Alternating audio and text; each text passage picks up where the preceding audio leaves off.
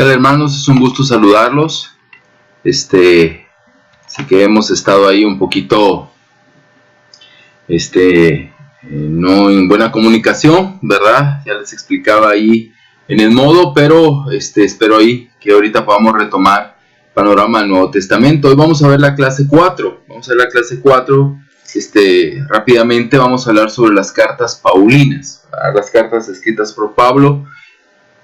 ¿Verdad? No es cartas paulinas, ¿verdad? Sino cartas paulinas, pero así es como se traduce correctamente. Así que, hermanos, espero que vayan avanzando. Sé que al final, cuando uno como el encargado y el moderador del curso se atrasa o deja de dar seguimiento, como que en general pasa lo mismo con todos. Así que lo comprendo y entiendo que ahorita van a reactivarse todos conforme vayamos ahí creciendo en las vías de comunicación, y espero que así pueda ser. Así que vamos a ver las cartas paulinas, un pequeño panorama. Sabemos que son 13 cartas escritas por el apóstol Pablo, ¿verdad?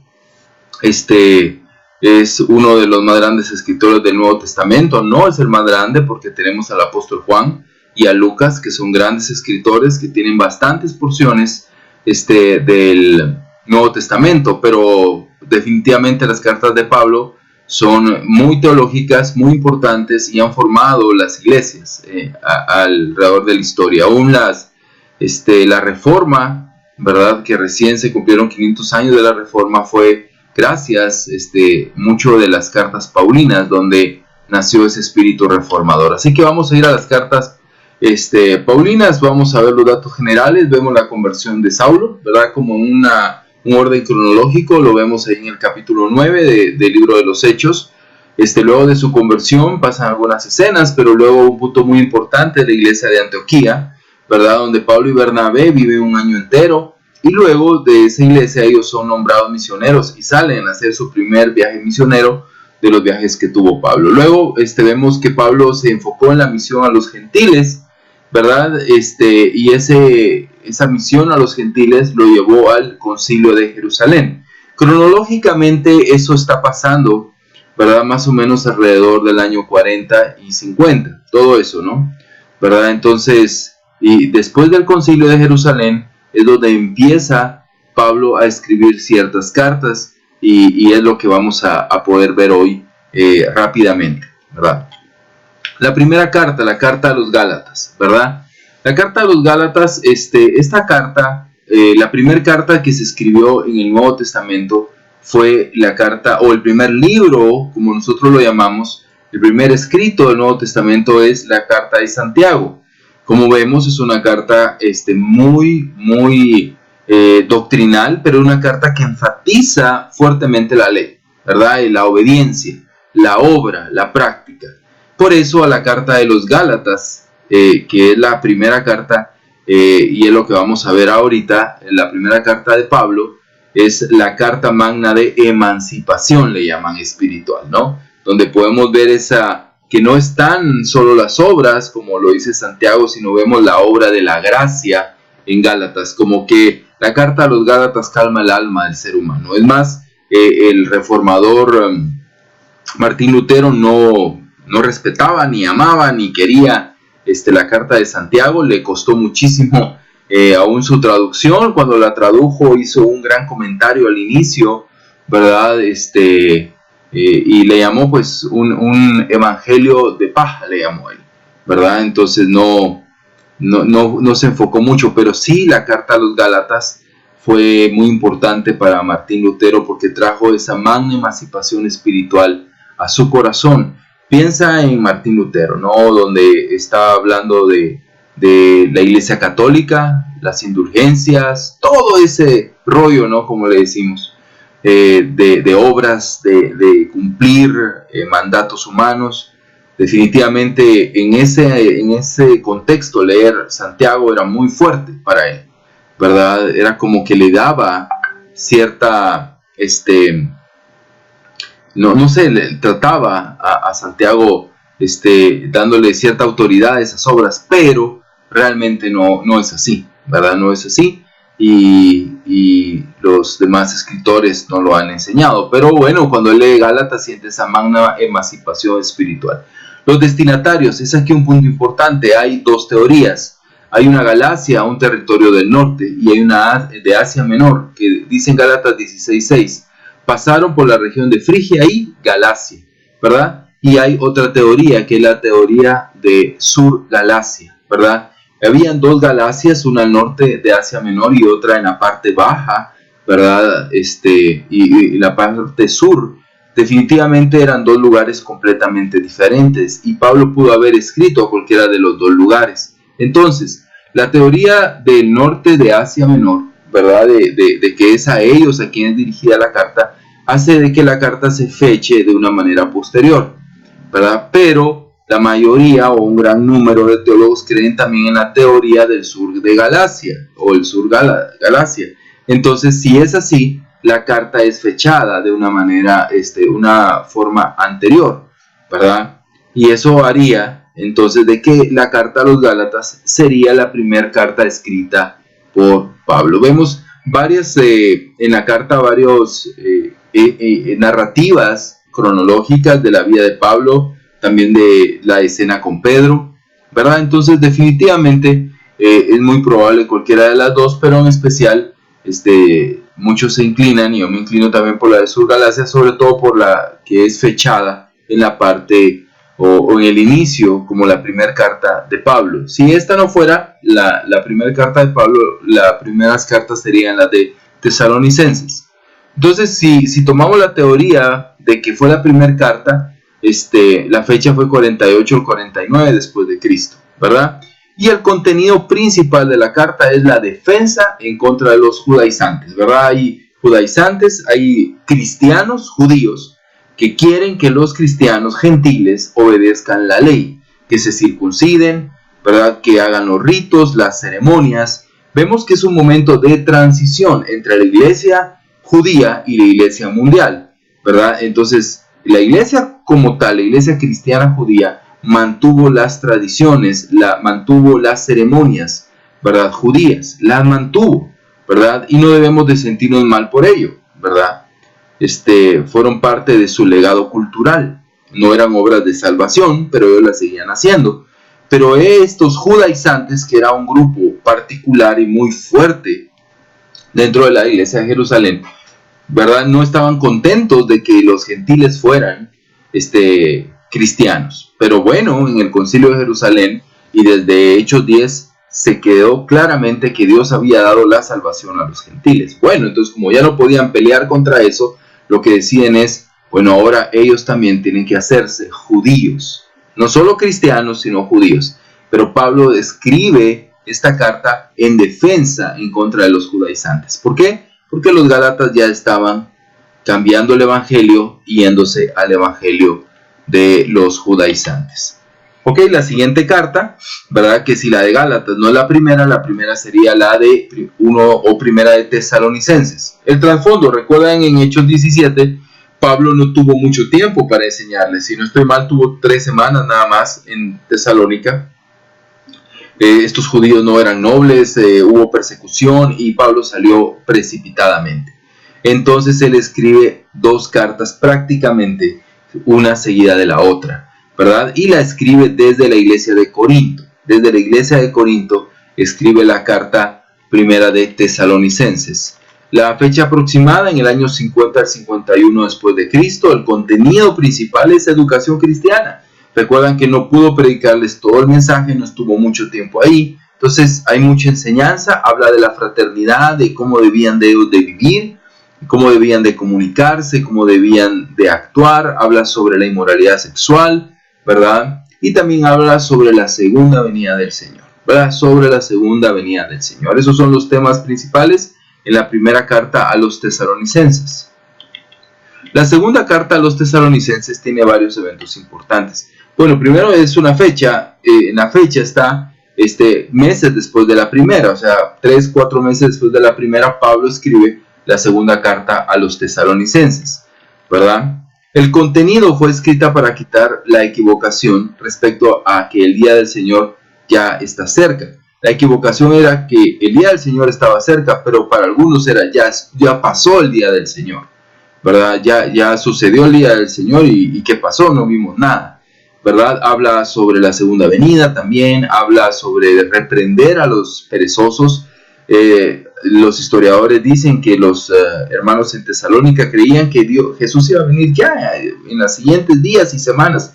Dejaron sus trabajos, dejaron de trabajar, dejaron de producir. Dice que se subían a los tejados, se mantenían los días en los tejados ahí esperando que ya va a venir el Señor, ¿verdad? Estaban ansiosos, muy contrario a nosotros, ¿no? Que no queremos a veces que venga, pero ellos estaban ahí muy ansiosos, pero habían dejado de vivir, ¿verdad? Habían dejado de vivir, y Pablo escribe para quitarlos y llamarlos a ese error.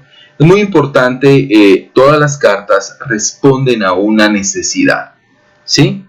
Ya vimos dos iglesias. La primera, la de Galacia, responde a la necesidad de la intromisión de los judaizantes.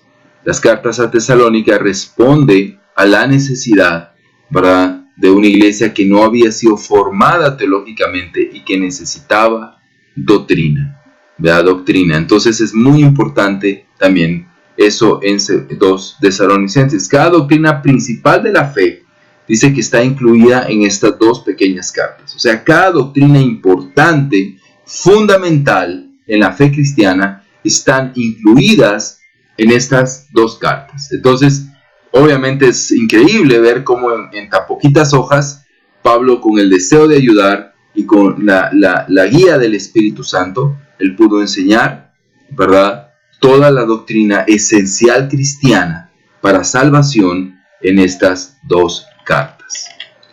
Ok, vamos a ver un fragmento en 2 Tesalonicenses 3:14. Dice: si alguno no obedece nuestra enseñanza en esta carta, señalad a tal y no os asociéis con él, para que se avergüence. Como quien dice que le iban a dar la ley del hielo, ¿no? Si esta persona no hacía caso y no obedecía a esa carta, ellos tenían que apartarse de él, no para rechazarlo y señalarlo, sino para avergonzarlo, humillarlo, ¿verdad?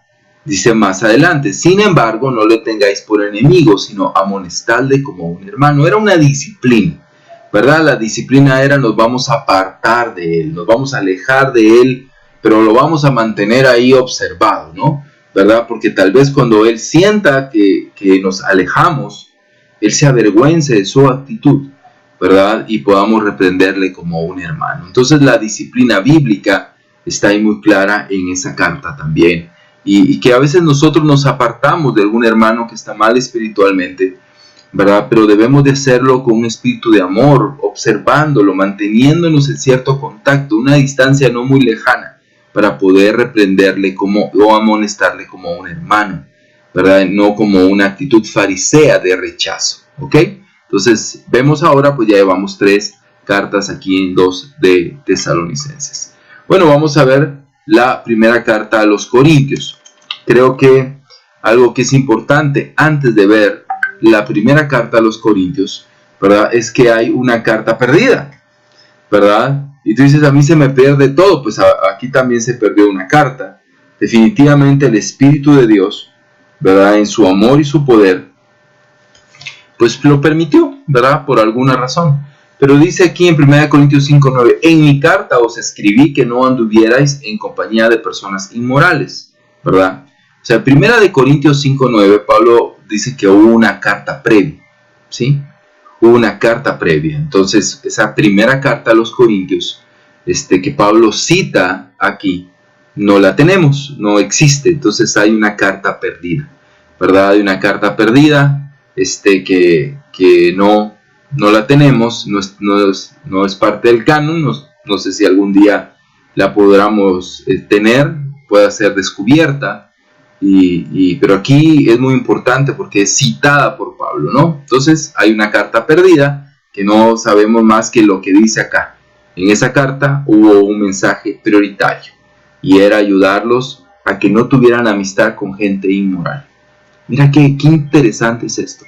Hoy en día a veces en la iglesia, hermanos, dicen: no, pues pero no hay que rechazarlo, hay que seguir la amistad con estos hermanos, ¿verdad? O con estos que se fueron de la iglesia, aunque vivan vidas inmorales, ¿podemos hacerlo? ¿Qué dice la Biblia? La Biblia dice que no andemos con ellos, no que no les dejemos de hablar, no que no les mandemos un mensaje de ánimo, ¿verdad? No que nunca los visitemos, no que le volteemos la cara, pero que ya no seamos amigos, que ya no andemos en compañía de esas personas. Hermanos han sido afectados al no seguir estos preceptos bíblicos, manteniendo relación con personas que se fueron de la iglesia y viven vidas inmorales. Pero bueno, vamos a ver primera carta a los Corintios, fue fechada en el invierno del año 55 después de Cristo, ¿verdad? Las señales y los indicios nos dicen que es esa fecha. La respuesta a la primera carta citada, la que ya les mencioné, parece que no fue satisfactoria, fue una respuesta mala. Entonces Pablo escribe esta carta, ¿verdad? Y pues, es increíble que no haya sido buena la acogida de la primera carta, porque parece que en esta, que para nosotros es primera de Corintios, Pablo como que repite todo, ¿no? Vuelve a tratar los mismos temas, vuelve a ser más enfático para poder hablar y poder enseñar a la iglesia. Así que por este tema, por esto que te digo, es tan importante. ¿Por qué? Porque prácticamente podríamos pensar que lo que había en esa carta perdida está incluido muy probablemente en primera de Corintios. Bueno, Pablo utiliza todos los recursos literarios conocidos, ¿verdad? En la composición de esta carta. Todos los recursos literarios conocidos están dentro de la carta. O sea, Pablo usa una gama de recursos literarios para ayudar a la iglesia. La iglesia, Corinto era un lugar muy, muy pecador, ¿no? ¿Verdad? Corintizar le decían a cometer inmoralidad, ¿verdad? O sea, los corintios era decir los inmorales, ¿verdad? Los inmorales, las personas inmorales, pecadoras, ¿verdad?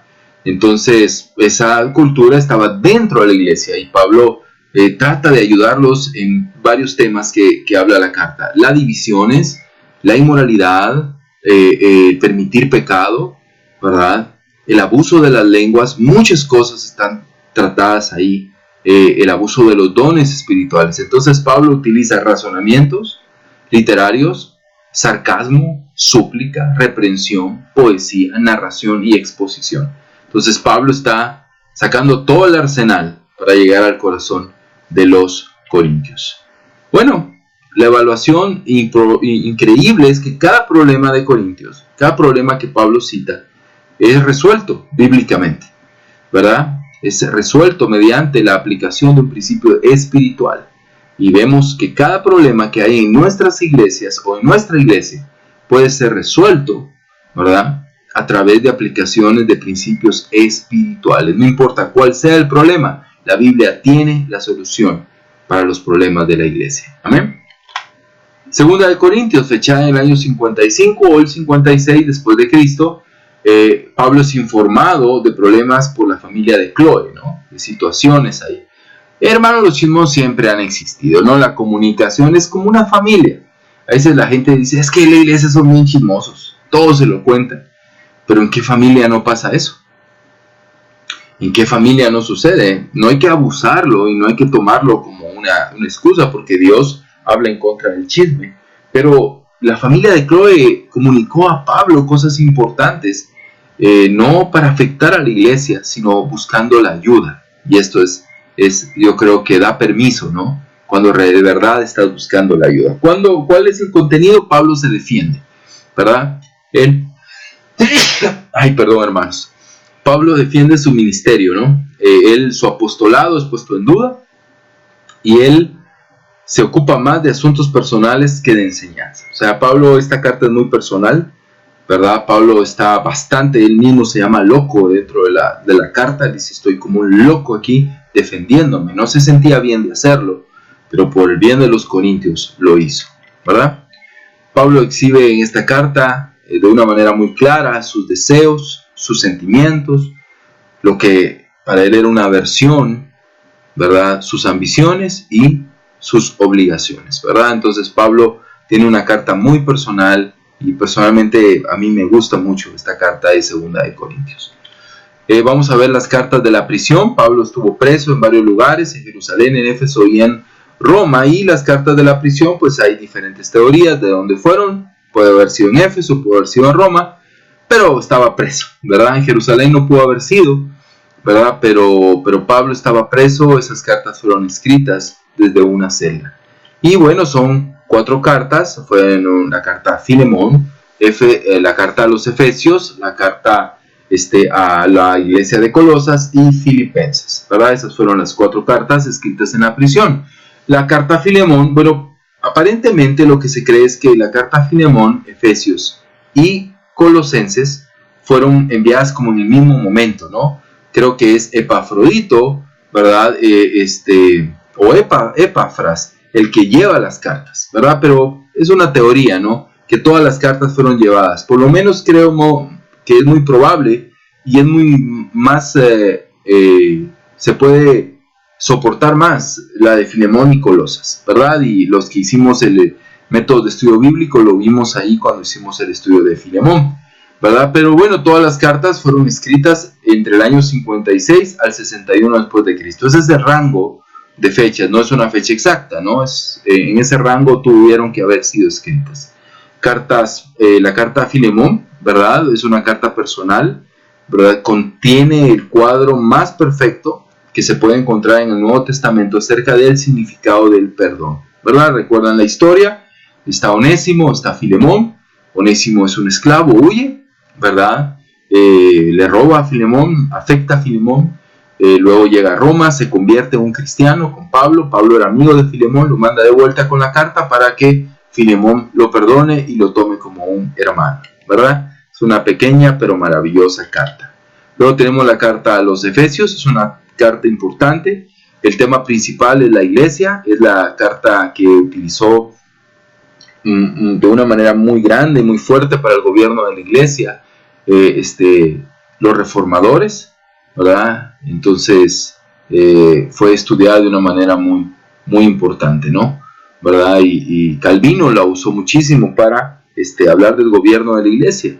Entonces existe ese tema principal de la iglesia, y los temas sobre la iglesia que trata son, primero, el soberano propósito de Dios, ¿verdad? El gobierno de la iglesia, cómo una iglesia debe ser dirigida, el andar digno, cómo debemos de caminar dignamente, de una manera humilde, mansa, ¿verdad? Llena de paciencia y tolerancia, y esforzándonos por la unidad dentro de la iglesia. También habla del Espíritu Santo, ¿verdad? O sea, del Espíritu Santo y de la familia. Habla de cómo debe ser el trato entre esposo y esposa, también cómo debe ser la relación entre padres e hijos. Efesios es una enseñanza a una iglesia, hay un error, ya establecida con madurez espiritual. Es diferente a Romanos, que vamos a ver más adelante. La carta a los Efesios era una iglesia ya madura, ¿verdad? Ya madura, una iglesia que ya estaba caminando, que una iglesia ya que ya sabían las verdades espirituales básicas y que eran llevados a un siguiente nivel. La siguiente carta, la carta a los Colosenses, es un mensaje de buena voluntad para exhortar, para enseñar a los creyentes, ¿verdad? Es ese mensaje de buena voluntad para poder exhortar y para poder enseñar a los creyentes. También para contrarrestar errores doctrinales que surgían de la mezcla de la enseñanza del judaísmo con la especulación oriental y la filosófica, ¿no? Entonces, estas herejías, por eso hay una parte muy cristológica dentro de la carta, donde habla mucho de Jesucristo, ¿verdad? Y estas herejías tendían a oscurecer la gloria divina ¿de quién? De Cristo, ¿no? Tanto los judíos como esa especulación oriental y filosófica, los gnósticos y todos ellos trataban de oscurecer la gloria divina de Jesús, diciendo que no era digno, o no era divino, perdón. Y bueno, la carta tiene como esa visión importante, aunque trata temas diversos. Como que Pablo está enfocado en algo, ¿verdad? El tema principal, pero aprovecha, porque había que aprovechar el recurso, ¿verdad? Para poder dar diferentes enseñanzas y saludos dentro de la carta. También vemos esta parte en Colosenses 3, 1 al 4, llamando al estilo de vida. Dice: si habéis pues resucitado con Cristo, buscad las cosas de arriba, donde está Cristo sentado a la diestra de Dios. Poned la mirada en las cosas de arriba, no en las de la tierra, porque habéis muerto y vuestra vida está escondida con Cristo en Dios. Cuando Cristo, nuestra vida, sea manifestado, entonces vosotros también seréis manifestados con Él en gloria, ¿verdad? Es lo que vemos en esta carta a los Colosenses, nuestro estilo de vida y nuestra visión. La carta a los Filipenses es la más personal de todas las cartas de Pablo, que no fueran obviamente dirigidas a individuos como Filemón, Timoteo y Tito, ¿verdad? Usa más de 100 veces el pronombre en primera persona, hablando de él. Y Filipenses o Filipos fue una iglesia leal a Pablo, ¿sí? Pablo escribió porque él recibió apoyo económico, no una, sino muchas veces de la iglesia. Y de vuelta la manda con un mensaje de gratitud, acuso de recibido, se puede decir, ¿verdad? Y en esa carta incluye esa gratitud por la ayuda, pero también incluye mucha doctrina espiritual. Eso es lo que vemos y aprendemos en la carta a los Filipenses. Hay dos temas predominantes. El primero es el Evangelio. Es mencionado 9 veces en esta carta. Habla sobre el Evangelio. Y el segundo tema predominante es el gozo. Alégrense siempre en el Señor. Repito, alégrense. Amén. Luego la carta a los Romanos. Es una carta que la escribió en Corinto. Vamos a hacer algo con la carta a los Romanos porque es una carta muy importante. Voy a subir un video del doctor Miguel Núñez sobre Romanos, una enseñanza sobre Romanos. Quiero poner entre paréntesis que comparto muchas de las enseñanzas y doctrinas de Miguel Núñez, pero hay unas que no, específicamente la predestinación, ¿verdad? Que es algo que no comparto, pero tampoco compartimos al 100% de nuestra iglesia, ¿verdad? Entonces, la carta de Romanos es la carta base para hablar sobre la predestinación junto con Efesios, ¿verdad? Entonces, seguramente en el video va a salir ese tema, por eso lo menciono, ¿verdad? Pero fuera de eso, creo que la enseñanza es muy práctica y buena y nos va a ayudar a todos poder ver esos rasgos de la carta a los Romanos, que es pues lo que creen todos la carta más importante escrita por Pablo, y tal vez puede ser solo equipada un poquito con Efesios, pero realmente Romanos es impresionante. Él escribió en Corinto, él estaba en Corinto cuando escribió Romanos. Pablo no fue a esa iglesia, él no la fundó, no la conocía. Su sueño, su deseo era llegar a Roma y después a España, ¿verdad? No sabemos si lo logró, ¿verdad? Y el propósito es un propósito misionero, ¿verdad? Enseñar la misión y eclesiástico, ¿verdad? En la iglesia. La fecha es el año 57, ¿verdad? Y como les mencionaba, fue desde Corinto. Da la más completa y más sistemática perspectiva del alma del cristianismo, como no se encuentra en ninguna otra de las cartas paulinas, con la única posible excepción de Efesios, ¿verdad? Para que lo veamos, Romanos es, como dice aquí, la más completa y sistemática perspectiva del alma del cristianismo. Vamos a ver las cartas pastorales, perdón ahí por ese error, pastorales dice ahí, pero es pastorales, lo vamos a corregir ya cuando ahorita subamos la presentación, ¿verdad? Vamos a hacer, la vamos a corregir cuando ya veamos cuando ya suba la presentación, perdón. Bueno, son primera de Timoteo y Tito. Lo vamos a ver lo primero. Primera carta a Timoteo y Tito fue fechada en el año 62 al 64. Timoteo, una carta de ánimo, carta personal. También es importante, él está delegando liderazgo en Timoteo. Tito también tiene parte de ese ánimo, de esa carta personal, pero también es una carta donde él pide a Tito que solucione problemas deprimentes que existían en las iglesias de Creta. Él tenía que levantar ancianos, tenía que formar liderazgo, eran iglesias que estaban sin rumbo fijo y Tito necesitaba actuar en esas iglesias. Segunda de Timoteo, en el año 67 después de Cristo, Timoteo tenía que continuar la obra de Pablo y obviamente había mucha preocupación en Pablo, mucha preocupación de Pablo. ¿Por qué? Porque Timoteo estaba como haciéndose para atrás, ¿no? Estaba débil espiritualmente, sabía que Pablo estaba preso, que era muy probable que Pablo iba a morir.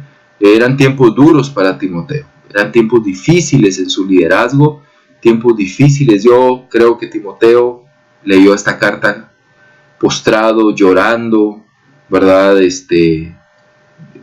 Con mucho temor. Por eso Pablo le escribe cosas como aviva el don, ¿verdad? Habla de reemplazar el temor con poder, con amor, con dominio propio. También le habla de no avergonzarse. Imagínate, de no avergonzarse de Pablo, de no avergonzarse del Señor, ¿verdad? También que él tenía que tener disposición al sufrimiento y que también tenía que aferrarse a la verdad. Tenía que aferrarse a la verdad. Entonces, esta carta es muy, muy personal y termina de esta manera. He peleado la buena batalla, he terminado la carrera, he guardado la fe. En el futuro me está reservada la corona de justicia que el Señor, el juez justo, me entregará en aquel día. Y no solo a mí, sino también a todos los que aman su venida. Segunda de Timoteo 4, del 7 al 8. Hermanos, este es el pequeño panorama que observamos y vimos hoy, ¿verdad? De estas cartas paulinas.